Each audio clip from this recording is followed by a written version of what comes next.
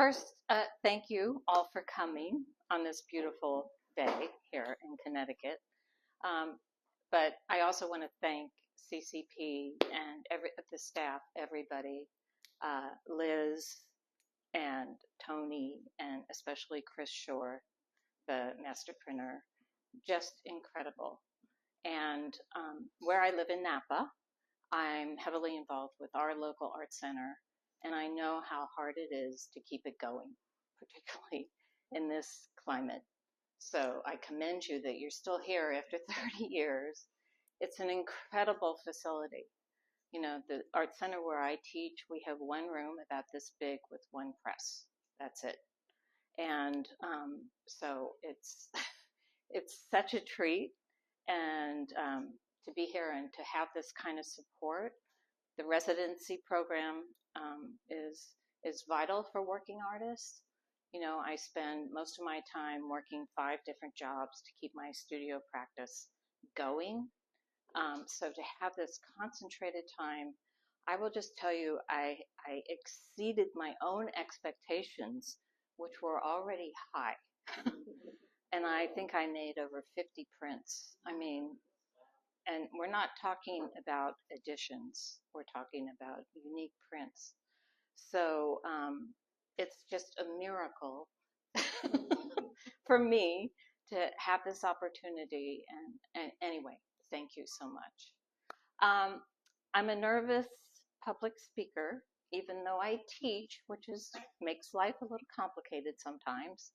But I find it's really helpful if I show images and just talk about the images. And so what I want to do is this is very specific to the idea of art and empathy and how those two can come together. So I'm going to just take you through my process and how this really started. And also with the caveat that I am a painter, printmaker, and a painter with a capital P. That is how I spend most of my time painting. But I love printmaking, and I find that both mediums inform one another. The quality of light that I can get in printmaking from the light of the paper is incredible, and light, as you'll see, is kind of a major player in my work. So I don't have any images of paintings, but I invite you to see my website. Okay, so I wanted to start with place. And so this is some images where I live. Has anybody been to Napa? Wow, good job. So as you know, it's a beautiful place. And I feel very, very fortunate to live there. I've been there for 35 years after moving there from San Francisco. So just a couple pictures of where I live. And to me, beauty is an integral part of my life. I grew up in Cincinnati and moved to California as soon as I graduated because I couldn't handle the winters and the humidity, which I'm sure you can all kind of relate to. So I need to be around beauty, and I love to make beauty. So these are chandeliers in my front yard that I made, and you know, not to sound so typical, but because the climate is so good, that idea of Napa Valley emphasis on food and wine is real. And you know, I host a lot of dinners in my front yard, and I've always supported my work in my studio work with work in hospitality, working as a prep chef for many, many years. So what I've learned about my practice over the years is I pull from my life experience. There's no one way to be an artist. And I kind of align myself with somebody like Manet, who painted the world that he saw around him, the changing world. You know, he painted still lifes, he painted people, painted landscapes, flowers, a little bit of everything. So I would pull, this is a monotype, from images that I shot at my own dinners. And I have paintings as well, but these are some examples of my monotypes and the kind of work This is part of a series I call RSVP, where I'm examining the props and codes of dinners and the dinner table, and really trying to create an atmosphere. So again, it's direct reference to my life. And then as this was a piece I did in 10. So in 2010, we were coming up on the 10th anniversary of September 11th. And we had also gone into Iraq. And I was watching, at my health spa on TV, looking at a pool outside and watching us go in with bombs into Baghdad. And I was like freaked out by the discrepancy that I felt between empathy for people just running for cover, their daily life, and my daily life. And I didn't know what to do. So that was the first action, the feeling of overwhelming helplessness, feeling geographically so distant. I didn't know any Iraqis, but I felt connected to the people. And so I started, this is how it always starts, and I think this is common for a lot of artists. It starts in the studio. It's like, okay, I just have to make some work. So I took images of the World Trade Center collapsing, and I laid an image of a solar plate chandelier that I had taken in France, of a chandelier, over the top to sort of interlay the two things. So here, same thing. The chandelier is more prevalent. You can see the smoke. This is the building collapsing. So I created a different thing. So it's taking two images to create something new that was at first beautiful, but indiscernible exactly what was going on. So the idea of the chandelier as being something illuminating and feminine in form, curvilinear, and it also brought light, and which to me represents hope, right? Still, I'm an optimistic person, and I have a lot of hope. So, but also that it's fragile. So I was really commenting on the fragile state of the world. So when I did this, then I went to my local art museum and I said, if I feel this way, I think other artists would like this opportunity. I want to curate a show. So I did. It turned into a big deal. 25 artists, some really well-known artists in the Bay Area. And I just asked them, how are you reconciling creating beauty in this time of discontent? And so that was my first, kind of foray into something bigger than myself, really reaching out into the community. But it started small.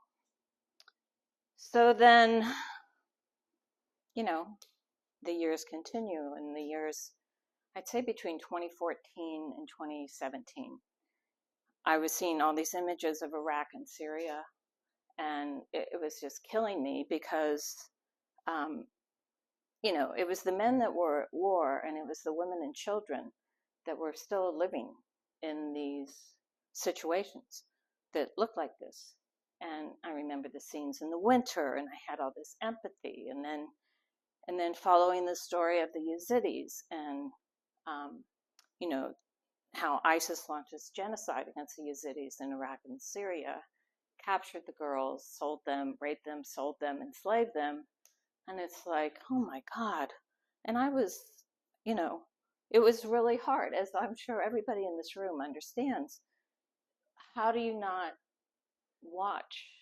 But how do you not become desensitized, right? So these images, now in particular, since I've been doing this kind of work for 7 years, this can be anywhere anymore, right? This was Syria.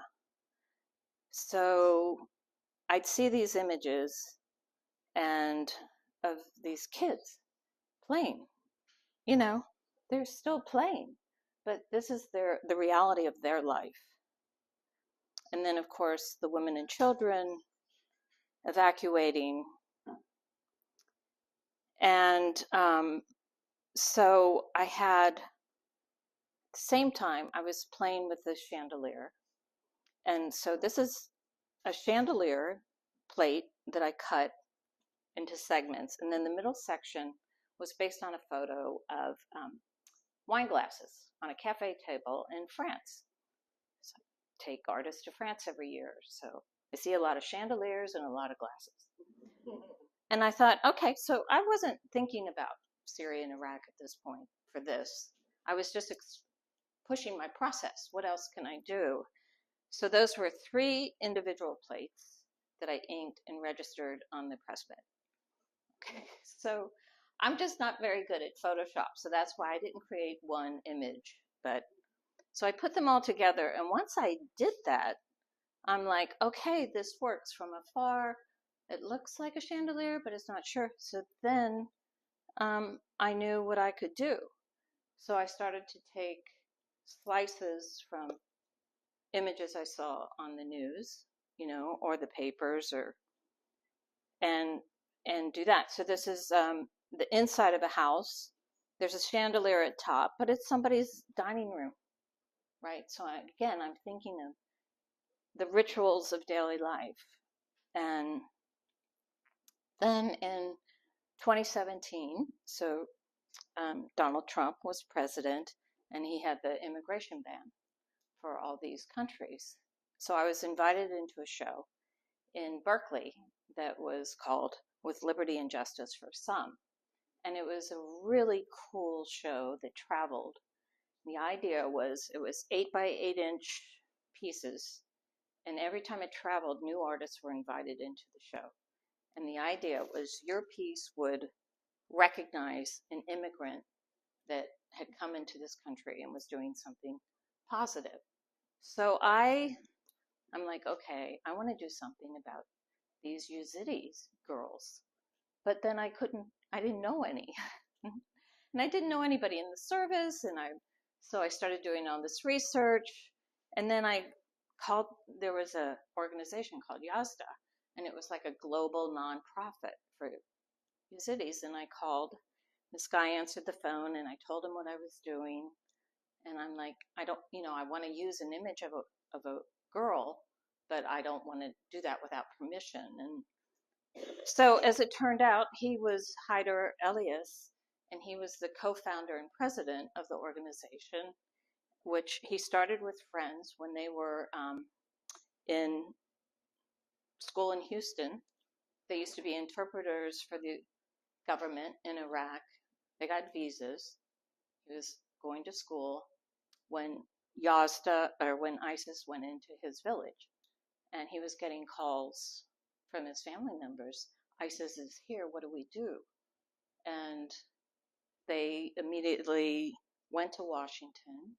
This small group of Yazidis. They camped outside the White House. They got into the State Department, and they said, "You have to do something." And that's when. So let's see. This was, I think Obama was still, when they did this in 2014, Obama, that's when he said he dropped the first bombs into Syria. They were on Mount Sinjar, or the Yazidis had fled up to Mount Sinjar, and he authorized the use of bombs to drop so they could escape into Kurdistan. It was kind of a big deal. But the reality is, unbeknownst to me, it was the actions of like 3 20-year-old, 20-something Yazidi guys who really just kept pushing. And one of them worked for like Chevron in Houston, and he was a map maker when he lived in Iraq. So there he is in the White House, and the State Department saying, where are your relatives? Where are the Yazidis? And he's like, your maps are all wrong. So he like literally gave them the coordinates because he knew, it's all these small things, right? these small actions that we really know nothing about because that's not how the media really covers it. But suddenly I like had a source, like I had the voice of somebody who was living the experience. And I just, for me, then the doors just blew open. I'm like, you have to come here. You have to talk to my community. You have to talk to the talk at the gallery. And and he did. He came and he presented. And anyway, so this is Hyder and his family. So I ended up doing a portrait of him and his family. And so this really started how this process for me became so much bigger than me. So anyway, so when he was in California for the lecture, and I said, I want to apply for a grant. I want to apply for a grant and come to Houston and print with some Yazidis, because when people come up from other countries, when Hyder and his brother came, they could choose to live in Lincoln, Nebraska, or Houston, and they had no connections. So Hyder went to Houston, his brother went to Lincoln, and Lincoln was a possibility for them to go to because of the demographics. They were 20, and all their 20-year-olds in Nebraska were leaving for Silicon Valley and other areas of the United States. So that's how the government kind of funnels people who don't have strong connections to place somewhere. So once Hyder was in Houston, then all the Yazidis would try and come and they would all help each other. It's a very tight community. So there were like 25 families there. So I got this grant, and in 2018 I went, and I didn't know where I was going to do this printmaking. They had just had all these floods. My sister's a printmaker. I said, do you know any printmakers, in Houston? Well, I'm friends with this person on Instagram. I just reached out to her. She taught at the University of Houston. I said, I'm doing this project. She's like, oh yeah, come here. And I'm like, oh my gosh. So this is the facility. It's like, there's a lot of space in Texas. And she was young, she was like a young printmaker, probably also in her late 20s.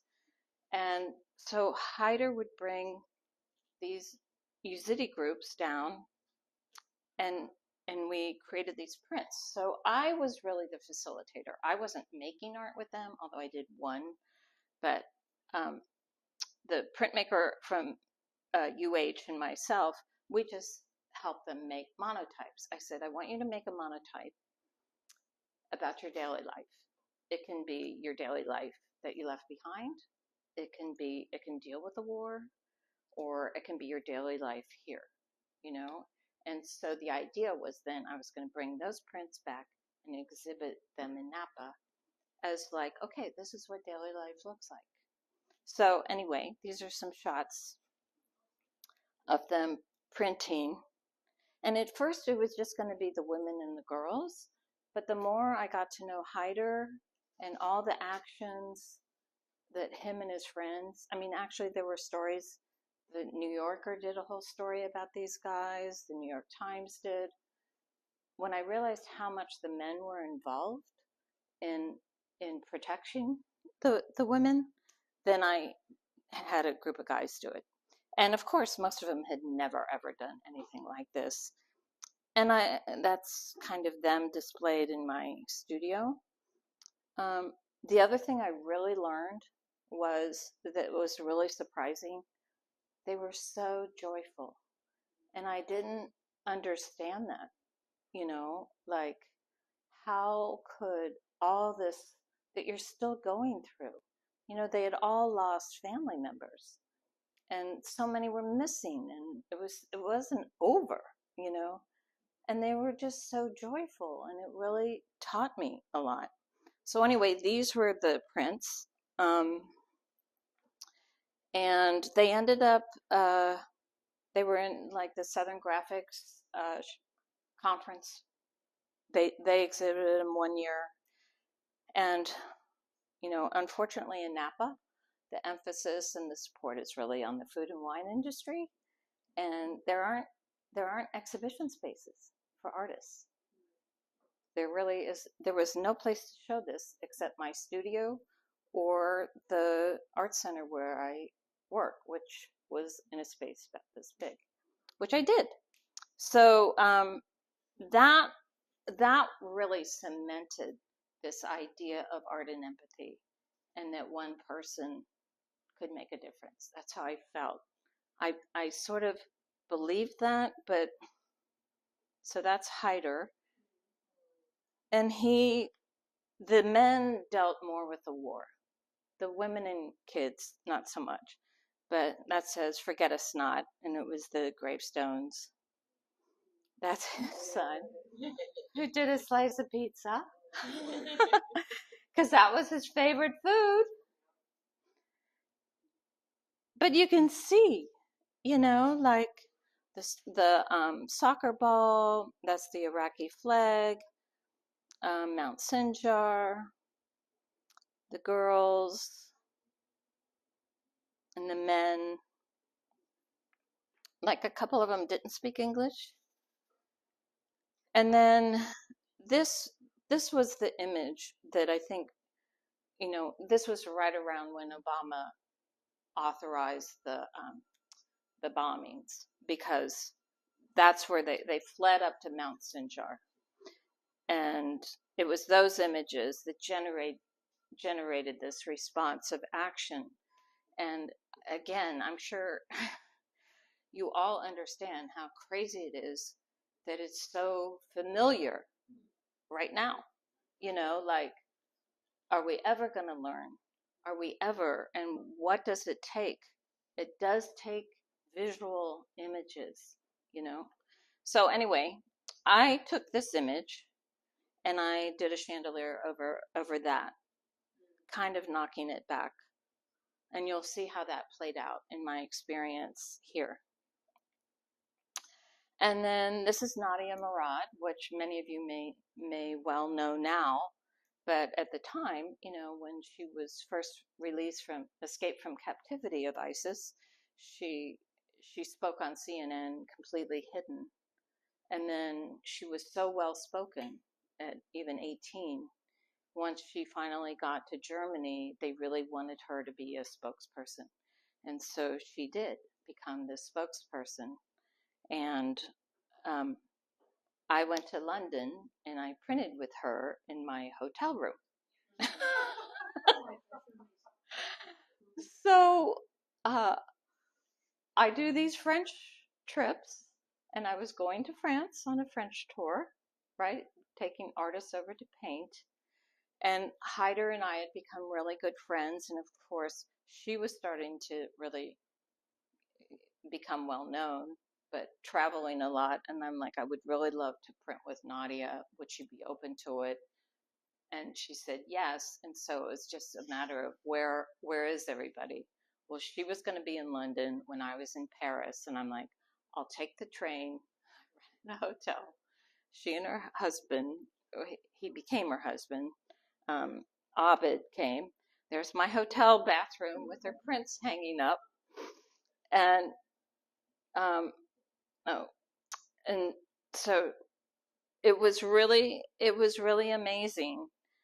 And just leading up to it, I would start to cry thinking about it. And I was afraid when I opened the door that I was just going to start bawling, but I didn't.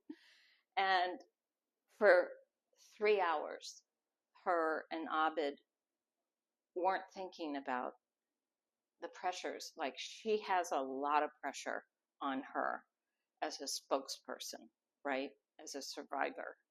And I had some images from her book that she could work from. So this was the family tractor. It was her and her sister, Catherine. Her brother, Hesney, was driving the tractor. And we just put the image under the plate and she painted it in. And it was 3 months after that when she was awarded the Nobel Peace Prize, which was really incredible. So then back to those images, I'm dealing, this is a scene in Mosul. Those are American soldiers, I think, but it's rubble. And then these are, the kids. You saw the girls skipping. Again, I revisited the interior. And now we're going back to Napa because that is the drive to my house as it looked before September of 2020. And then the fires came in. So I'm bringing in the fires because that has really informed me as an artist, and it also relates to this project of disaster. But that summer I evacuated 3 times. The last time for 30 days with my cat Smiley, and oh yeah, so that's what it used to look like, and that's what it looks like today. It's still heartbreaking, right? It's 5 years later.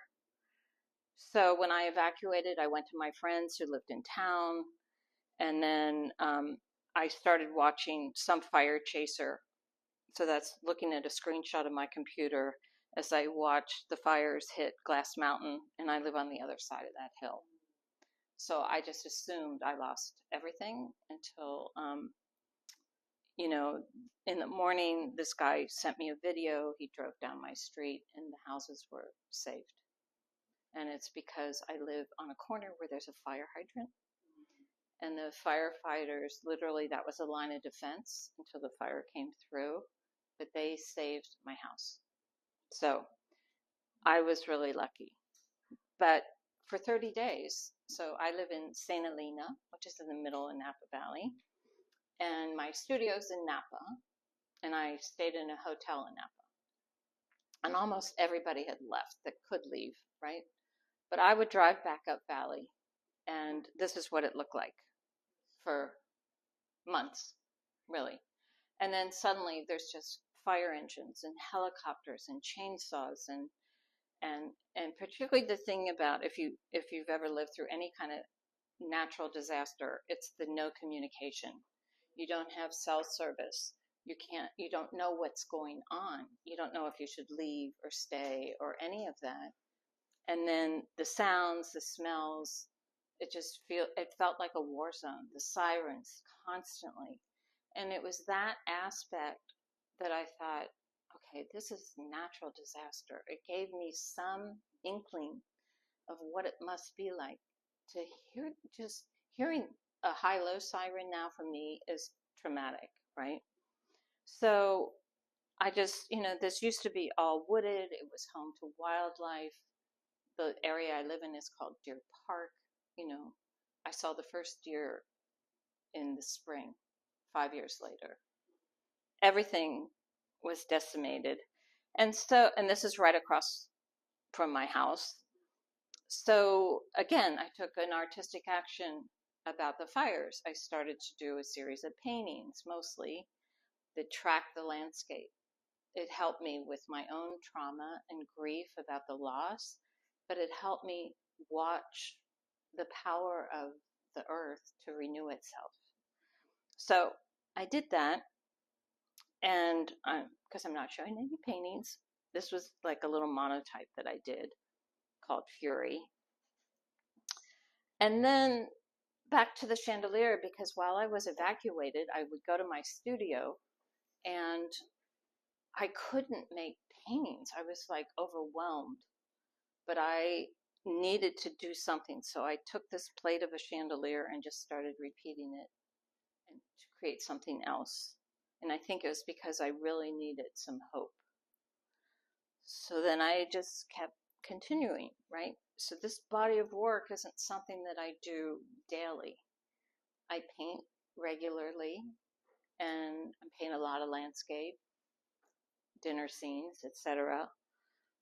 I do some monotypes, but this work I really have to do in concentrated time periods.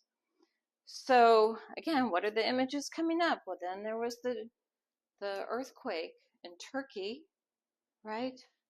And again, it's like, what image? It could be any image anymore. It could be any place. So I changed up the chandelier so that, because I'm really looking through the lens of shape and values and line and movement, and how can I get these images to relate.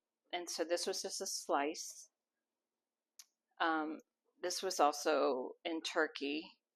If you look closely, this is a close-up of a father holding his dead daughter's hand. It's buried in the rubble. I think this is in Syria, but that's the earthquake had affected, it was on the border of Turkey and Syria. And I'm thinking, those poor people in Aleppo. I mean, their city has been ravaged from war and then an earthquake. So here we are at Gaza. And obviously this is not a current picture of Gaza, but I had no idea what Gaza looked like. And I know that I go to the south of France and I'm on the Mediterranean, and I know Gaza's on the Mediterranean. And I just kept thinking about those discrepancies again. So this is kind of, I wanted some sense of what it looked like. But then here's more current pictures of what it looks like. So if you look at this, you can see the people, right, down there looking through the rubble, down here. So, and the way I work is I'm taking a slice of something, because I am also aware these are not the images I took, right? That I'm trying to be mindful and thoughtful about how I'm using these images. And I have to do it photographically, because that's also what I'm talking about, is how we see these images. Like, it's not the same for me to paint them. So this is the slice that I took. And then there's the image. So the people become so small. I mean, the sense of scale, right? So so then I put a little color in there, and you'll see some color variations when we go to the cottage. So it's like, okay, got it. I want to present both. So this is the Nuova Music Festival in Israel. Taken the day Hamas came in, and those images were a lot harder to find. Images taken of those sites. And for that one, I just kept thinking, all these kids at a music festival dancing. Again, this idea of like security, daily life, and then everything changed. So this is from then, and these are images of their cars that they had left behind. So then I thought, okay, I have these chandeliers that I've taken from France, but I went to DC for past 2 years, and I shot images of chandeliers in all 3 branches of government, thinking I would do something separately about that.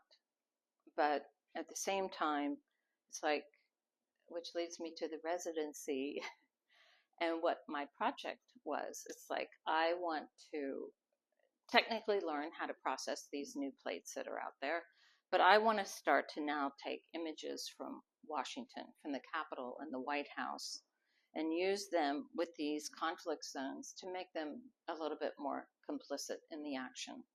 And so this is from the Capitol. So the first one I had done at home, these were all done here.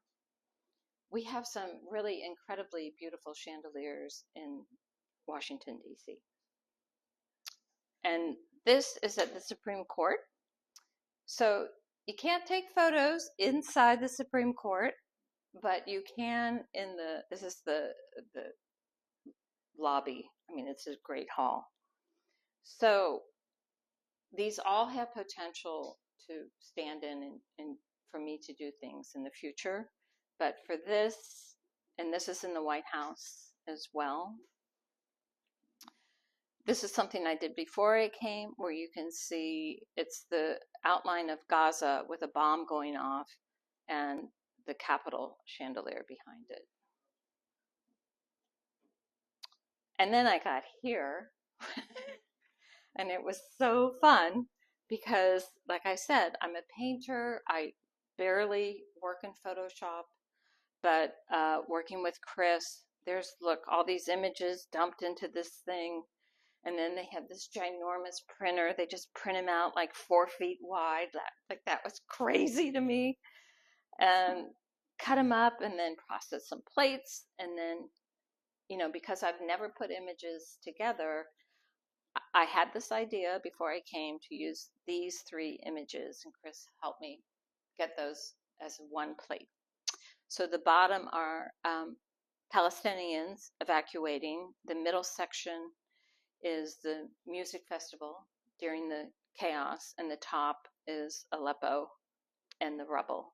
And for me, there was this upward trajectory like this, and particularly with her stance in the middle, really strongly, that it just kind of texturally, I liked it. So the idea was print this. So we processed the plate.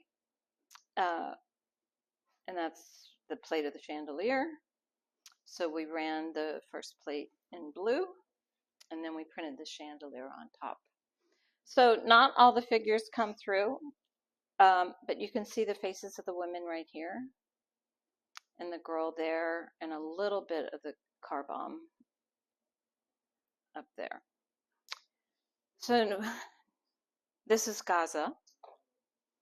I mean, we've all seen these just recently, though, those food lines, or the pots, just looking for something. And this is the Capitol. Oops. The center section was based on an image of Ramadan, of this really incredible, it was actually a short little video in the New York Times of people dining for Ramadan in this rubble behind them. And of course that spoke to me because of the dinner table. It's coming back to me in my dinners, right? How is dinners at my life compared to their dinners? So, and as a print, I mean, you'll see I'm not super happy with it, but we tried different colors. And then in the midst of all this, I have been doing work about Ukraine. I haven't included everything in here. I have done some paintings as well, but the center is in Ukraine. And those, to me, were the 2 big conflicts right now, is Ukraine and Gaza. So I'm very excited about this print. Ramadan. And then we did some crazy, I printed the whole thing upside down to see what that would do, and got this other crazy print. And then, because I've been doing this for so long, I had this idea, what if we printed them all in a row, like all the years, like on that big, beautiful press over there. But I was only here for a week, and so Chris was really good about, okay, let's talk about this. So I started by cutting up a bunch of like ghost prints, second prints, messy prints, and just laying them all out with this idea that I had. And then in talking about it, realized, okay, they don't need to be printed as plates. I can even take what I already have and turn, chincollate them onto paper, or they could become an accordion book. So I'm leaving here not only with the prints that I made, but new, pathways for exploration when I get home. And then we finished, because I'm like, I have to run something through that big press. We printed all the chandeliers. Yeah, and that was very exciting, and that was last night. So this is part of what's over there, and I want to invite you over to the cottage to see everything in person. And thank you so much.